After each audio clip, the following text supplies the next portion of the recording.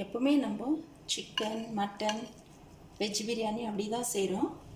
ஒரு முறை நீங்கள் வெஜ் புலாவ் இந்த மாதிரி ஸ்டைலில் செஞ்சு சாப்பிட்டு பாருங்கள். எப்படி இருந்துச்சு எனக்கு கமெண்ட்ஸில் தெரியப்படுத்துங்க ஃப்ரெண்ட்ஸ். பாருங்கள் நம்மளுக்கு நல்லா ரைஸ் பாருங்கள் எப்படி இருக்குது. வாங்க ஃப்ரெண்ட்ஸ் வீடியோக்குள்ளே போய் பார்க்கலாம் எப்படி வெஜ் புலாவ் செய்கிறதுன்னு. Hello friends, welcome to Sneha's cooking diary. இன்றைக்கி நம்ம வெஜ் புலாவ் செஞ்சுக்கலாம் ரெஸ்டாரண்ட் ஸ்டைலில். அதுக்கான இன்க்ரீடியன்ட்ஸ் எல்லாமே நான் எடுத்து ரெடியாக வச்சுன்னு இருக்கேன். ரைஸும் வாஷ் பண்ணி ஊற வச்சுட்டு இருக்கேன். பாஸ்மதி அரிசி. இப்போ செய்ய ஸ்டார்ட் பண்ணிக்கலாம் வாங்க.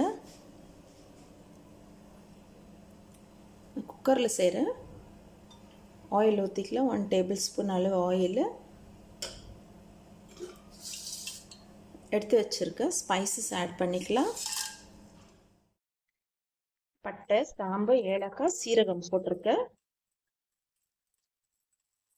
இதெல்லாம் ஒரு 5 ஏலக்காய், 4 துண்டு பட்டை, கொஞ்சம் சீரகம் அப்படி போட்டுனாலே போதும். இது வந்து வெஜிடேபிள் புலாவ் நம்ம செய்யறது. இது சிம்பிளாக தான் இருக்கும். நம்ம அதிகமாக எதுவும் ஸ்பைசஸ் எல்லாம் போட போகிறதில்ல. டேஸ்ட் வந்து ரெஸ்டாரண்ட்ஸ் டேஸ்ட்டில் இருக்கும். அனியன்ஸ் போட்டுக்கலாம். 3 மீடியம் சைஸ் அனியன் கட் பண்ணி வச்சுருக்கேன். அனியன் கூட நம்மளுக்கு வந்து நல்லா கோல்டன் ப்ரௌன் ஆகணும்னு இல்லை, அனியன் வதங்கினாலே போதும். அனியன் வதங்கட்டும். அனியன்ஸ் வதங்கிடுச்சு. இப்போ ஜிஞ்சர் கார்லிக் பேஸ்ட்டு 1 ஸ்பூன் போட்டுக்கலாம். 1 டீஸ்பூன் ஜிஞ்சர் கார்லிக் பேஸ்ட்டு நல்லா ரா ஸ்மெல் போகிற வரைக்கும் நல்லா வதக்கலாம். இந்த வெஜிடேபிள் புலாவுக்கு நான் எடுத்து வச்சுருக்க வெஜிடேபிள்ஸு பொட்டேட்டோ, பச்சை பட்டாணி, அப்புறம் கேரட். உங்களுக்கு எந்த வெஜிடேபிள்ஸ் வீட்டில் அவைலபிளாக இருக்கோ அதை ஆட் பண்ணிக்கோங்க. பீன்ஸு, காலிஃப்ளவர், மஷ்ரூம், உங்கள்கிட்ட எது அவைலபிளாக இருக்கோ அதை ஆட் பண்ணிக்கோங்க. ஆனால் நான் இன்றைக்கி கேரட், பட்டாணி, பொட்டேட்டோ தான் போடுறேன். இப்போ எடுத்து வச்சுருக்கேன். பச்சை மிளகா ஆட் பண்ணிக்கலாம். காரத்துக்கு தேவையானாலும் பச்சை மிளகா நான் சென்டரில் ஸ்லிட் போட்டு வச்சுருக்கேன். 3 தக்காளி பழம் எடுத்து கட் பண்ணி வச்சுருக்கேன், அதை ஆட் பண்ணிக்கலாம்.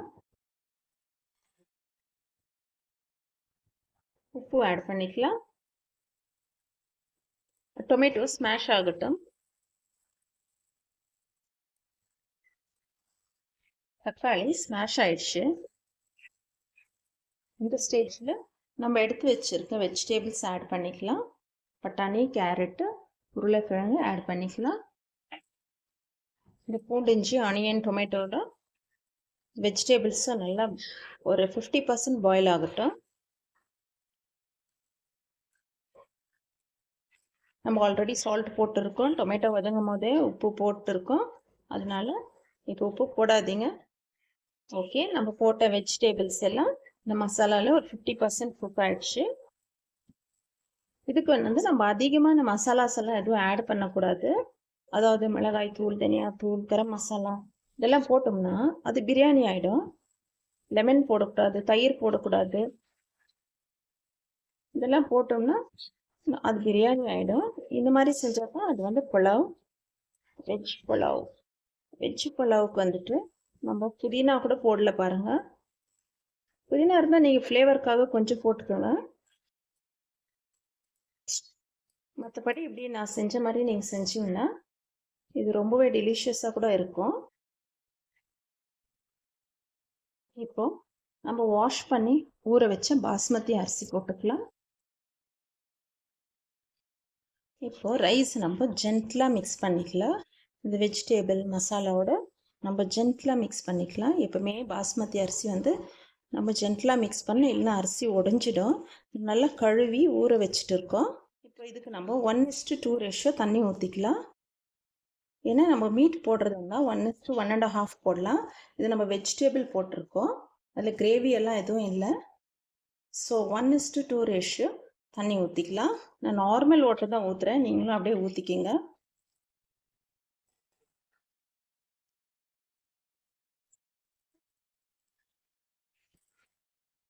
நம்ம தண்ணி ஊற்றிட்டோம்.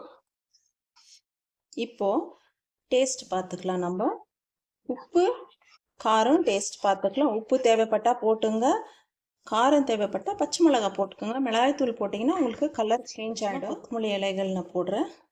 இப்போ நீங்கள் குக்கர் க்ளோஸ் பண்ணாதீங்க. இந்த ரைஸ் இந்த தண்ணியெல்லாம் அப்சர்வ் பண்ணிவிட்டு கொஞ்சம் அப்படியே மேலே வெந்து வர மாதிரி இருக்கும். அந்த டைம் நம்ம குக்கர் க்ளோஸ் பண்ணிக்கலாம், மூடி போட்டுக்கலாம். இப்போ இது அப்படியே பாயில் ஆகட்டும். இந்த ரைஸ் வந்து இந்த மசாலா தண்ணியெல்லாம் நல்லா அப்சர்வ் பண்ணிக்கிட்டோம் ஃபஸ்ட்டு. ஓகே, இப்போ அப்படியே விடலாம். டேஸ்ட் பார்த்துங்க. இந்த ஸ்டேஜில் உப்பு காரம் மட்டும் டேஸ்ட் பார்த்துங்க. நான் டேஸ்ட் பார்த்ததில் உப்பு கம்மியாக இருந்துச்சு, நான் உப்பு ஆட் பண்ணிக்கிறேன். காரம் கரெக்டாக இருக்குது. அப்படி இன் கேஸ் உங்களுக்கு காரம் பத்தலைன்னா பச்சை மிளகாய் சென்டரில் ஸ்லிட் போட்டுங்க. ஓகே, நம்ம ஓப்பன்லேயே விட்டோம். இந்த தண்ணி எல்லாம் ரைஸு அப்சர்வ் பண்ணிடுச்சு.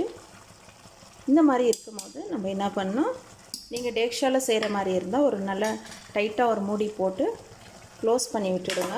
இப்போ நான் குக்கரில் செய்கிறதுனால குக்கர் மூடி போட்டு க்ளோஸ் பண்ணுறேன். குக்கர் மூடி போட்டுட்டு ஸ்டவ் நான் ஃபுல்லாக சிம்மில் வச்சுட்டேன். வெயிட்டும் போட்டுக்கலாம். ஸ்டவ் சிம்மில் வச்சுட்டேன். இப்போ நம்மளுக்கு 5 minutes டைமர் வச்சுட்டு விடலாம். வெயிட் ஸ்டீம் வந்தாலும் வரலனாலும் 5 minutes நம்ம ஸ்டவ் ஆஃப் பண்ணிடலாம். ஸ்டவ் ஆஃப் பண்ணிவிட்டு ஸ்டீம் ஆட்டோமேட்டிக்காக ரிலீஸ் ஆன பிறகு தான் நம்ம குக்கர் ஓப்பன் பண்ணணும். ஓகே, இப்போ 5 minutes டைமர் வைக்கலாம். குக்கர் க்ளோஸ் பண்ணி டைமர் வச்சு 5 minutes விட்டேன்.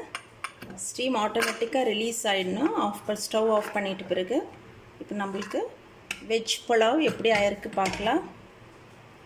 பாருங்கள், சூப்பராக இருக்குது. அரிசி பாருங்கள், தண்ணி நம்ம ஊற்றின தண்ணி தெரியுதுங்களா? தண்ணியெல்லாம் எதுவும் இல்லை, கரெக்டாக குக் ஆகிட்டு இருக்குது. இப்போ சர்வ் பண்ணிக்கிறேன். டைம் வந்துடுச்சு.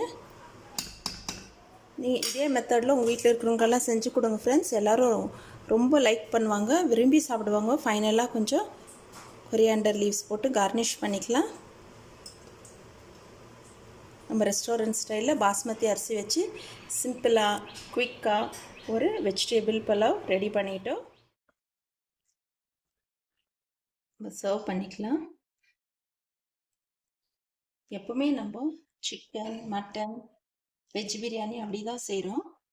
ஒரு முறை நீங்கள் வெஜ் புலாவ் இந்த மாதிரி ஸ்டைலில் செஞ்சு சாப்பிட்டு பாருங்கள். எப்படி இருந்துச்சு எனக்கு கமெண்ட்ஸில் தெரியப்படுத்துங்க ஃப்ரெண்ட்ஸ்.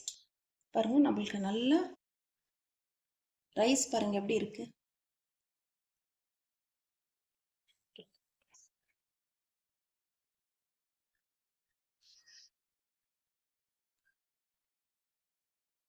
இது கூட காம்பினேஷனுக்கு இதில் ரைஸ் வந்து வெஜ் புலாவ் மைல்டாக தான் இருக்கும். இது கூட காம்பினேஷன் நீங்கள் நல்லா ஸ்பைஸியாக சிக்கன், கடாய் மஷ்ரூம் இந்த மாதிரி ஸ்பைஸியாக வச்சு சாப்பிட்டுது. ஆனால் இன்னைக்கு நான் ஆனியன் கியூக்கம்பர் ரைத்தாவோடு தான் சர்வ் பண்ணுறேன்.